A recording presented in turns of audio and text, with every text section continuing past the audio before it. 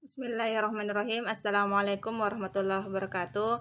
Baik, pada video kali ini kita akan membahas materi matematika kelas 7, yaitu menentukan perbandingan dua besaran dengan satuan yang berbeda.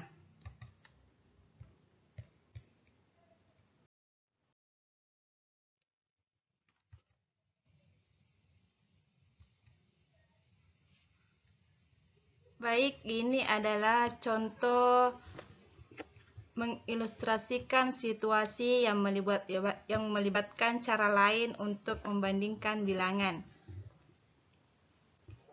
Yang pertama,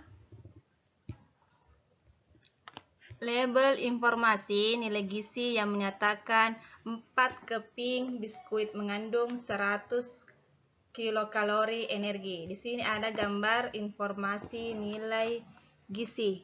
Di sini ada jelas takaran saji 4 keping. Selanjutnya, sepeda motor ayah mampu menempuh 40 km per liter. Pertama, ketika perjalanannya lancar. Contoh selanjutnya, kurs rupiah terhadap dolar Amerika Serikat adalah 12.050 per dolar Amerika Serikat. Selanjutnya, kita membutuhkan 4 kue untuk setiap orang saat acara perpisahan sekolah. Contoh selanjutnya, saya membayar biaya rental warnet Rp3.500 per jam. Contoh yang terakhir, kecepatan rata-rata berlari kakak saya adalah 8,5 km per jam. Dari pernyataan di atas, ini adalah membandingkan dua kuantitas yang berbeda. Misalnya, membandingkan jarak yang ditempuh menggunakan satuan kilometer dengan banyak pertamax, satuannya liter. Kemudian, tarif internet per jam. Kemudian, kurs rupiah terhadap dolar dan kecepatan.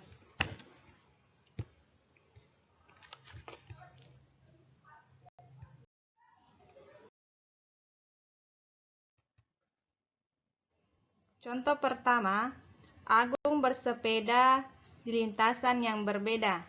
Terkadang melintasi jalan yang naik, terkadang melintasi jalan yang menurun. Ada kalanya dia melintasi jalan yang datar. Kemudian Agung berhenti 3 kali untuk mencatat waktu dan jarak yang telah ditempuhnya setelah melewati 3 lintasan. Pemberhentian pertama 8 km dengan waktu 20 menit. Pemberhentian kedua dengan jarak 12 km, waktu 24 menit. Pemberhentian ketiga dengan jarak 24 km, waktu 40 menit. Yang ditanyakan, pada lintasan yang manakah Agung mengendarai sepeda dengan cepat? Kemudian lintasan yang manakah Agung mengendarai sepeda dengan lambat?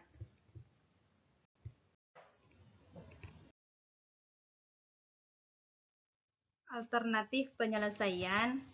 Yang pertama, kita harus menentukan kecepatan rata-rata Agung pada setiap lintasan.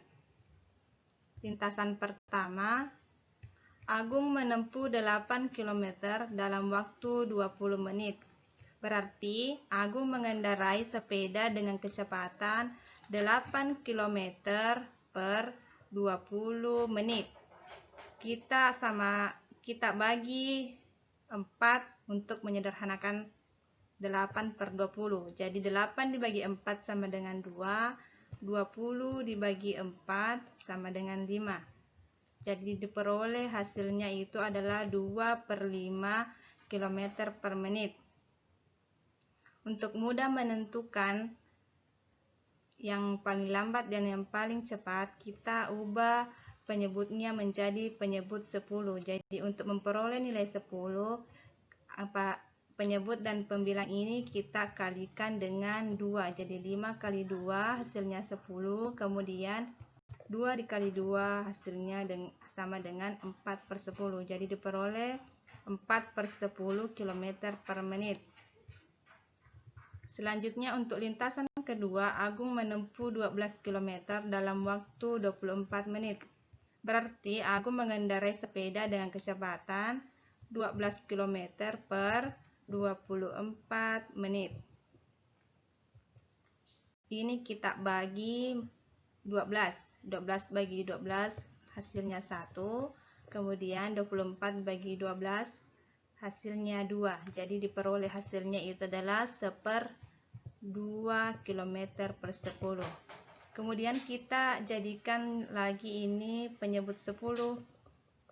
Jadi ini 2 dikali 5 hasilnya 10, kemudian 1 kali 5 hasilnya 5. Jadi hasil akhirnya yaitu 5/10 km per menit. Untuk lintasan ketiga, Agung menempuh 24 km dalam waktu 40 menit. Berarti Agung mengendarai sepeda dengan kecepatan 24 km per 40 menit. Kita sederhanakan, ini dibagi 4. Jadi 24 bagi 4 hasilnya 6. 40 dibagi 4 hasilnya 10, sehingga diperoleh hasilnya yaitu 6/10 km per menit. Sehingga dengan mudah kita menentukan nilai yang paling cepat dan yang paling lambat, 4/10, 5/10, dan 6/10. Jadi bisa ditentukan yang paling cepat itu adalah 6/10 dan yang paling lambat adalah 4/10.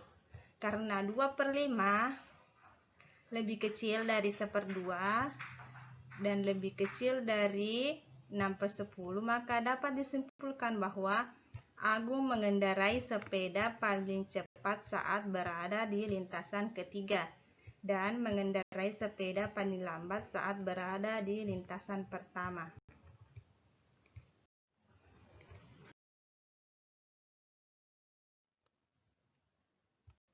Selanjutnya untuk contoh kedua, seorang guru kelas 9 di SMP swasta menerima gaji sebesar 36 juta per tahun. Saat ini kalender sekolah terdapat 180 hari fakultatif dalam setahun.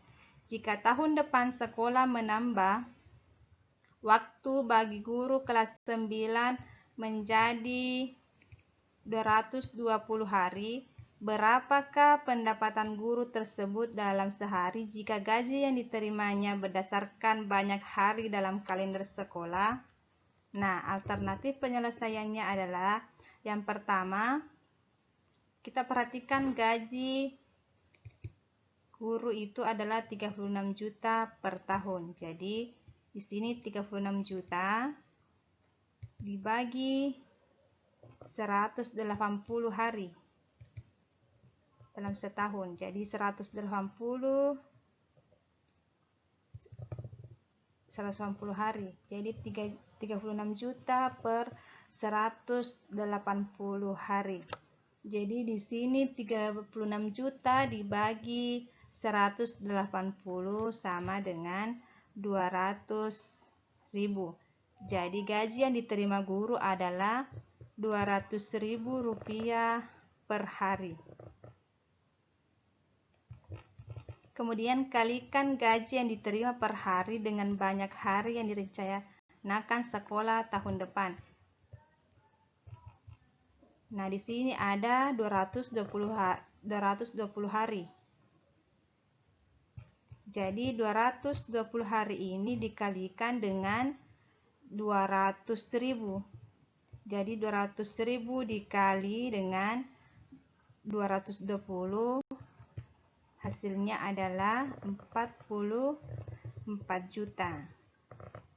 Jadi pendapatan guru dalam setahun, maksudnya di sini adalah dalam kalender sekolah, sebanyak 44 juta rupiah.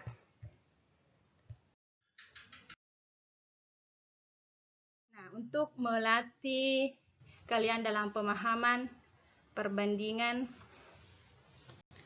besaran dengan satuan yang berbeda, Ini adalah latihannya dikerja di buku tugas.